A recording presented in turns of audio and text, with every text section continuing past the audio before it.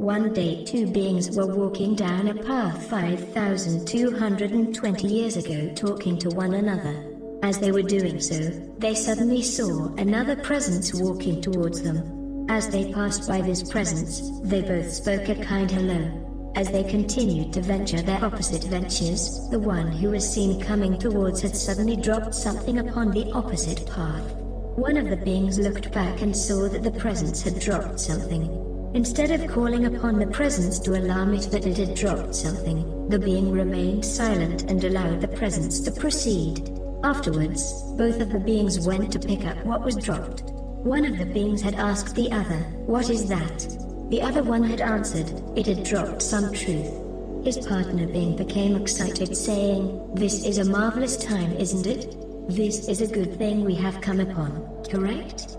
The being who had picked up the truth had replied, "Yes, this is a good thing. A good thing for our own agenda. The presence whom has ventured past and beyond us has left us a profound living and present inheritance." The being who asked the other what it was had asked, "Well, let us go and tell the entire earth of our good and fortunate moment." The being who found the truth told the other, "No, we first have to do something with it." The other had asked, "What is that?" The being who is now addressed as a he had replied, "We first have to organize it."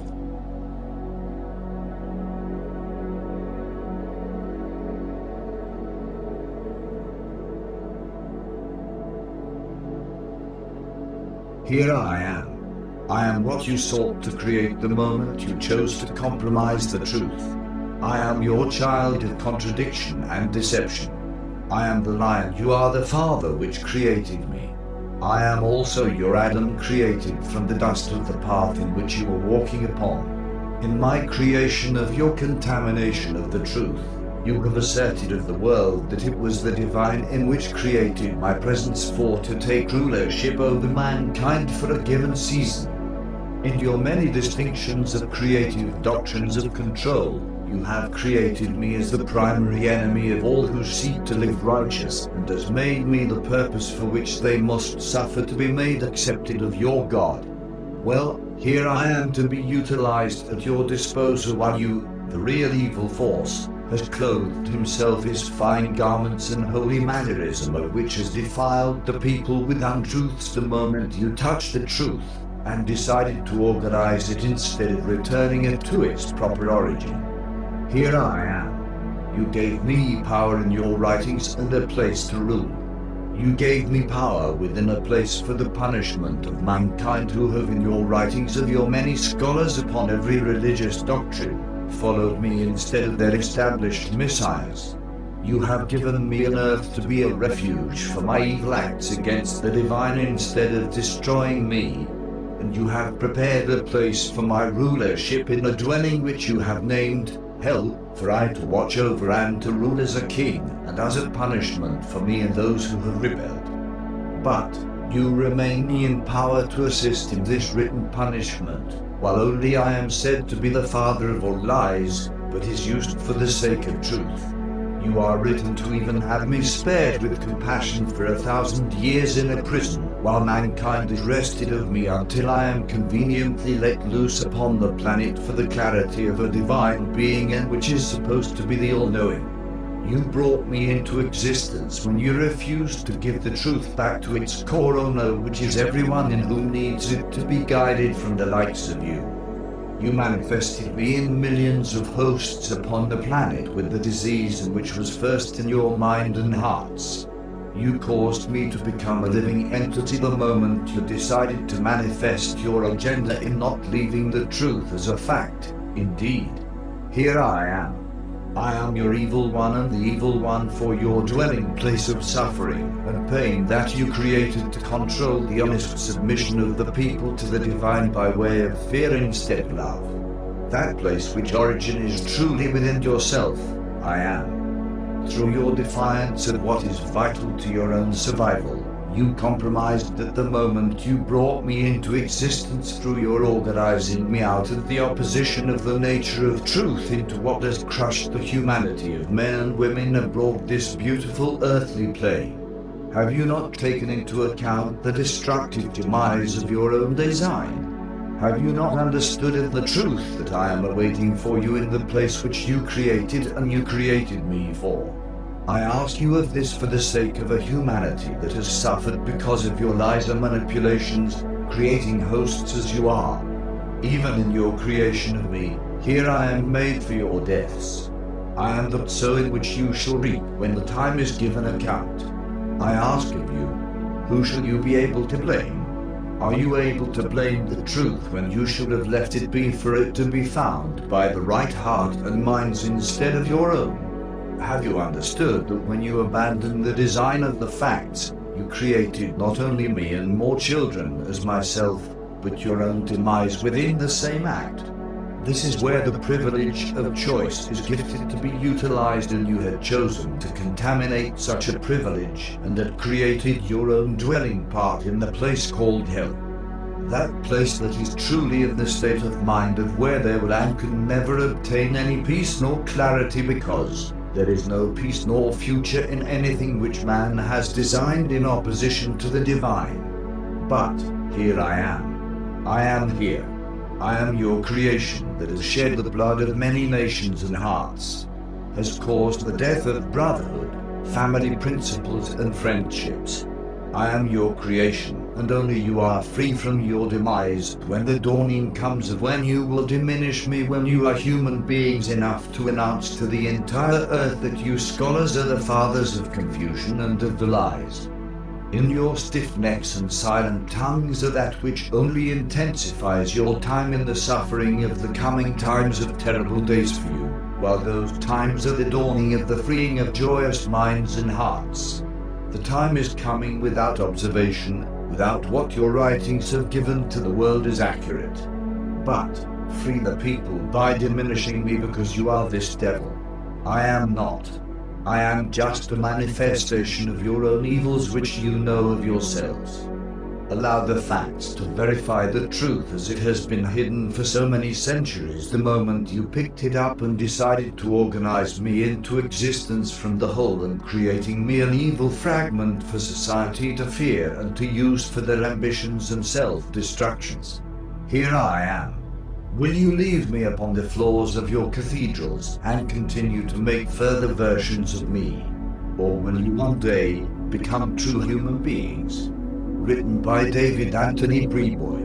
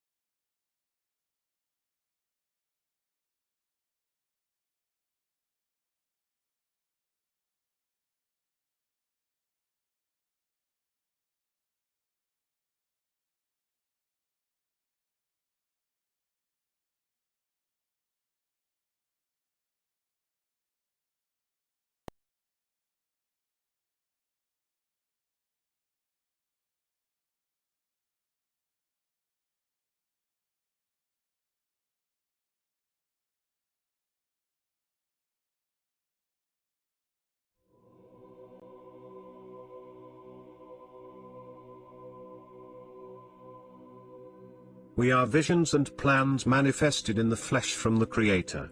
We were before an idea, intention, motive and objective straight from the compassion of the Creator, pertaining to the conditions upon the earth. We as individuals were thought up by the mind and therefore essence of the Creator as a task to dwell upon the earth, pertaining to the purpose of our lives in the flesh in order to fill in particular voids in time that are destined to be rectified by particular individuals. The Creator creates an entity and within this entity are placed particular remedies of characteristics, personalities in which the Creator sees worthy to exist in a time element to serve a purpose and function. Thus does the Creator speak this into the womb of the woman, giving it life in the flesh. The Creator's vision and plan spoken right out of the essence of the Creator, in an intention of divine manifestation. Religion says fear not man and what he can do, but fear that who is able to destroy both body and the soul. If my soul is destroyed, then consciousness is also destroyed and therefore, there is no punishment made conscious to me. If I no longer exist as a living soul, then I am free indeed of any said punishment administered and therefore, there is no fear. It is a freedom beyond what is intellectually known as free. A state of absolute nothingness, and even then, I would have consciousness of such a state. So, the soul which is consciousness, never dies despite its state. How could I be conscious of a punishment if I am made without consciousness because my soul is destroyed? This liberates me from fear, suffering and pain, and therefore, there is no punishment. We are living beings. We are created a living force that has no end because we are an extension of a Creator that has no end. There is no end. There is only the present, which is life. The department of consciousness is unlimited.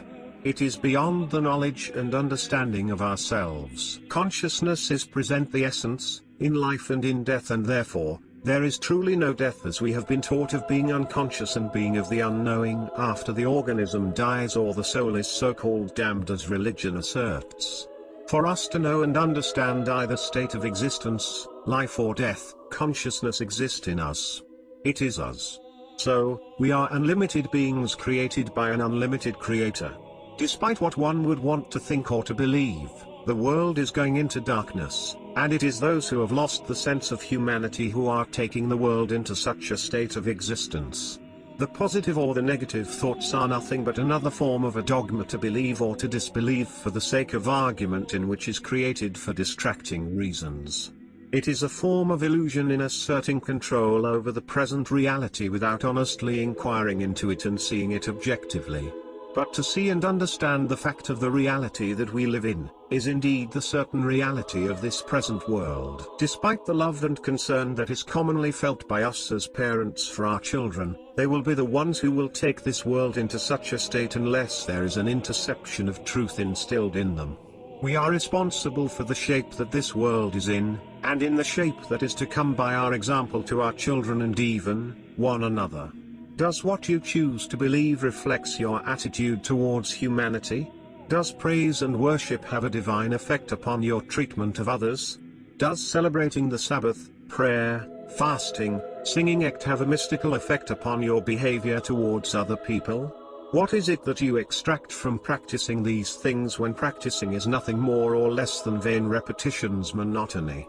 After the hands come down from praise, how do you treat people in general? When others do not accept what you choose to believe because they are free to do so, do you shrug at them in condemnation? Do you stop communicating with them because they choose another internal path to follow instead of the one you chose? Does all of these things truly matter if your attitude towards other people is foul? The reason for the search for truth has forever been one of an internal effort towards enlightenment, for to better the behavior of the human being towards other fellow human beings. To be enlightened reflects one's attitude, one's behavior towards the entire state of humanity, not to tear it down more than the beast inside has already done in the human family, but to cause an effect upon human beings, for to encourage divine behavior for the sake of divine counsel when one is suddenly made to look within after they have seen a wonderful example living one with you. If what you believe, if what you say you stand upon, does not imbue inside of you good or even decent behavior towards other people, then all of your belief, your praying, your fasting, Your praising and talking and quoting means nothing. Nothing. It is actions, behavior that reflect what you claim to live by, not your words. I ask of what truly has substance in your life, what you believe or how you treat others according to what you believe. Does what you believe determine how you treat other people? Does it teach you behavior in accord to what it tells you to believe? Or is what you know to be right in the presence of the Creator inside you? What we know to be true reflects your treatment to humanity people. What people choose to believe is another matter. To execute what one believes to be right takes a forethought and then into an action based upon a doctrine, and therefore, your actions are truly an action that is conditioned, not real. Is this an act of sincerity, simplicity? Or is this an act based upon what one was taught to be right? Are we born knowing what is right, or are we taught to know and to understand what is right truly? Considering of how separated we have become in the religious realm, the political realm in affecting the social reality, it has for centuries revealed a people who have been educated to be uneducated of morality, and in this effect, we have been made enemies of one another in regards to humanity as a whole. We have become a people misguided in the manner that we treat one another because of belief systems, nationalism, paganism and other poisons, when before, we were much kinder, patient and loving to one another. We were able to truly feel. I ask of when we were loving one another, when we were kind, considerate, compassionate to one another, what state was that? What religion was that? What religion were the children that Yeshua held up as an example to the people, as the greatest example in the sight of the Creator? I will say that to be a religious person, in fact, is outside the state of the world of religious thought organized by man through his political system for the sake of intellectual, emotional, mental and spiritual control. It is a state of freedom that is not divorced from knowledge and not bondage. To be religious is to be a human being. And to be human is a forever revolving state of growth upon every level of internal beauty. It is the only true revolution, because it is evolution. And there can never be true revolution without evolution. There can be no true change without growth. Humanity, humble, humanitarian, humility. We were born knowing of what is right, because we are created by a Creator whom very essence is that of righteousness order. This state has been buried deep down below by the boundaries of this religious and political world, in which has made our minds sick and against our fellow human being, causing death more and more of the social order established by the Creator. Does it truly matter of what book you read, what religion that you serve in, if you do not know of how to treat people and therefore, yourself? If this has breed conflict, mistreatment, verbal and mental abuse, then this cannot be from the Creator despite its rooted claim. If you have read the books and suddenly you are not able to speak to your friends, your family in a loving manner, or even call people anymore, or have not cultivated enough love and intelligence to pass to them the love and insight that you claim that you have accumulated, then your religion, your book, written by man, has failed you. And if it has failed you, then it has failed everyone who comes in contact with you in your behavior towards them as a contaminated human being. Maybe you should find something else to read. Maybe you may need to realize that the book is truly you in response to how you live and respond to life itself and your relationship to the earth. Let's clean up this mess that we have made of ourselves and therefore, one another. It's time to become alive and to live again. Written by David Anthony.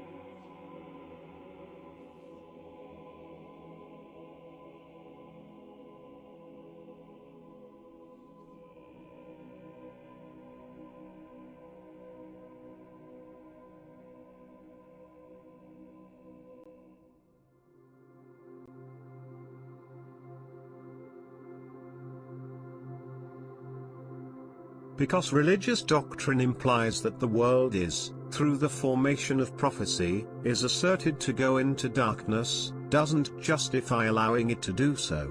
Is studying of what is written and believing it, a justification of allowing the world of going into darkness in opposition of knowing instinctively what is right and of placing forth an effort of resolving it?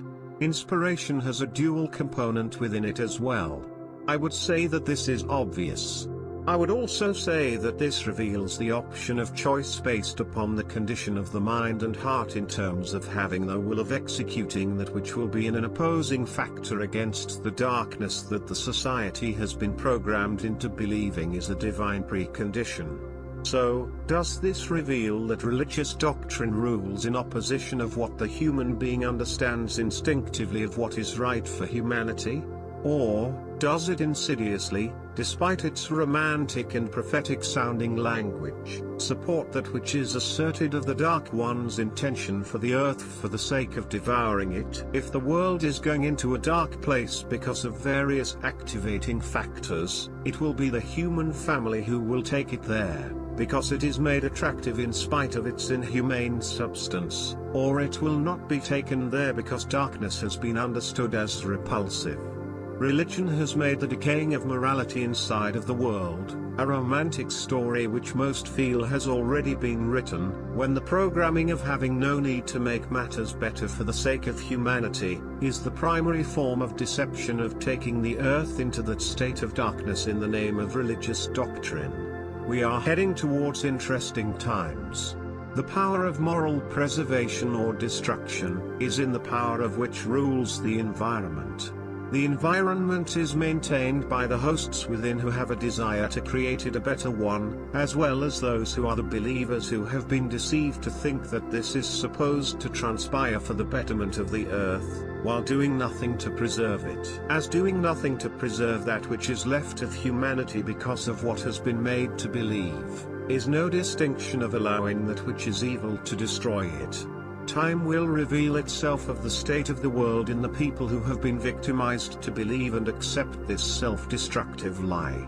And by also those who have been destined to support this lie of self-demise, who have forever been in favor of working against it, thinking that they have been in favor of the better state of existence because of their fictitious beliefs. Written by David Anthony Brayboy.